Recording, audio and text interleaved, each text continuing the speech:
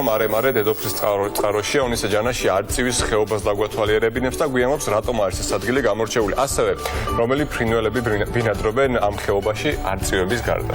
წარმოიდგინე ნუ. ნახავთ აბა.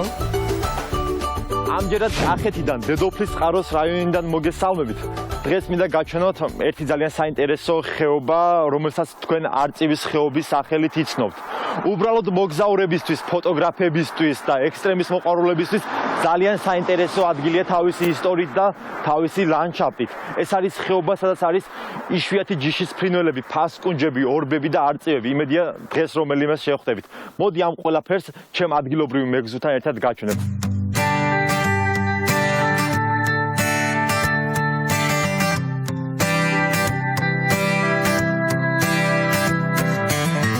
და ჩემი მეგზურით თემო, რომელიც არწივის კარიბჭესთან შემხვდა. ადგილი, სადაც იწყება არწივის ხეობა. მოგესალმებით თემო. როგორ ახარ? ორივე კამერებით. როგორც მივხვდი, ეს ხეობა ფოტომოყვარულებისთვის, ფოტოგრაფებისთვის საინტერესო ალბათ, ხო? ესეა ნამდვილად განსაკუთრებით ვისაც wildlife ფოტოგრაფია უყვარს, ან ცოცხალი ბუნების გადაღება ფრინველების განსაკუთრებით, იმიტომ რომ ძალიან ბევრი ფრინველის ბუდია აქ და შეგვიძლია ახლოდანაც ვნახოთ საკმაოდ. ეკუთვნის ვაშლოვანის დაცულ ტერიტორიებს ადმინისტრაციულად, თუმცა ამას აქვს ბუნების ძეგლის სტატუსი, რაც თავისი უნიკალურობიდან გამომდინარე. კი, რა თქმა უნდა.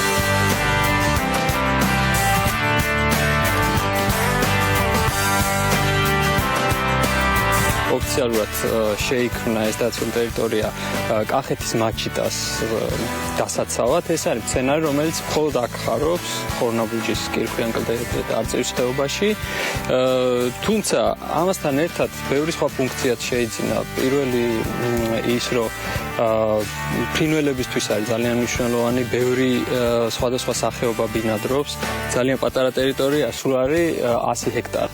ორბები არიან, რომელიც ყველას აინტერესებს, იმიტომ რომ უზარმაზარი ფრინველია. არის შავი ყარყატი, ფასკუნჯი შეიძლება ნახოთ, განსაკუთრებულია, იმიტომ რომ როგორც ხედავთ, აქ არის საკმაოდ მიუდგომელი ადგილები, არ წუხდებიან, მშვიდად შეუძლიათ ბუდე გააკეთონ და გამოზარდონ ახალი თაობები და ამ ტერიტორიაზე ცხოვრობენ. ეს არის თავშესაფარი, როდესაც მოგზაურობენ. ბევრი ისეთი სახეობა შეიძლება აქ ნახოთ, რომელიც როგორც წესი აქ არ არის ახლა. იმიტომ რომ გადაფრენისას ცოტა ხნით დასასვენებლად ჩამოჯდებიან ხოლმე არწივის ხეობა.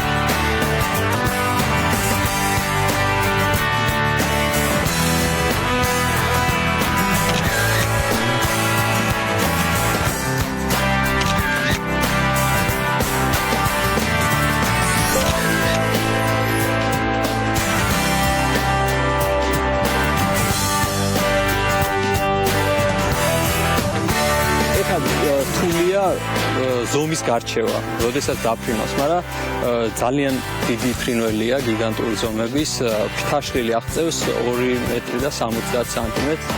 ასე რომ წარმოიდგინოთ ძალიან დიდი. გაიგონებთ, რომ იტაცებენ ხბოს ან ცხვარს, მაგრამ ამ ფრინველს უბრალოდ არ შეუძლიათ ამის გაკეთება. იმათი კლანჭებიც და ნისკარტიც სულ სხვანაირად არის მოწყობილი.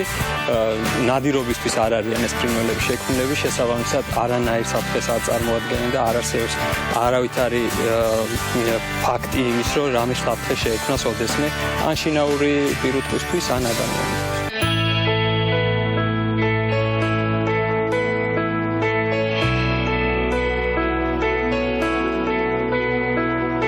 სამწუხაროდ დედოფლის წყაროში ძალიან ბევრი ადამიანია, რომელიც აქ არ არის ნამყოფი.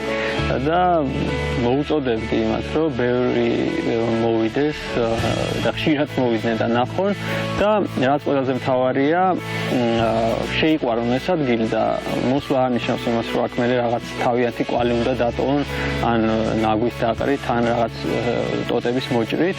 მოვიდნენ და უბრალოდ ისე ამონონ აქაულობით.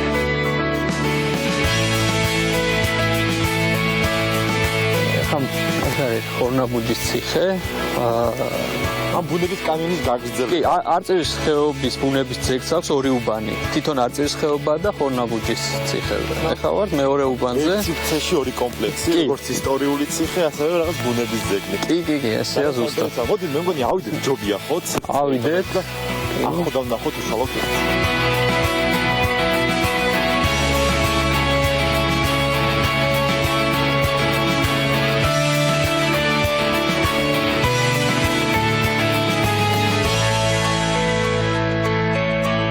ციხესიმაგრე მეხუთე საუკუნით თარიღდება, როცა ძალიან გაძლიერდა. ისე აქ ჯერ კიდე ქრისტეშობამდე იყო დასახლება. ბევრჯერ განახლდა, იმის შემდეგ თამარის დროს გაძლიერდა მოსახლეობა, ამას თამარის ციხეთი იცნობენ, ხორნაბუჯი ბევრმა არც იცით, ესე რო ქვია.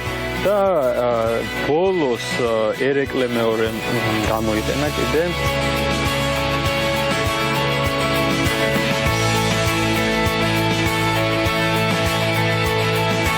ასე რომ რა ვიცი მოგზაურებს ურჩევ რომ ოდესაც მოხვდებიან არწივის ხეობაში ანუ არწივის ხეობასთან ერთად აუცილებლად უნდა მოინახულოთ ხორნაბუჯის ციხე რომლის გარშემო აი ძალიან ლამაზი არემარი არის ჩვენგან ხელმარჯვნივ ჩვენ ხედავთ ალაზნის ველს დათოვლილ კავკასიონს და შემოდგომის ფერებს ასე რომ გირჩევთ აუცილებლად ჩამოხვიდეთ ჩვენ კი შევხვდებით მომდენო შაბათს და ისევ დედოფლის წყაროდან შემოგიერთებით სხვა ბუნების ძეგლებს გაჩვენებთ ასე რომ დროებით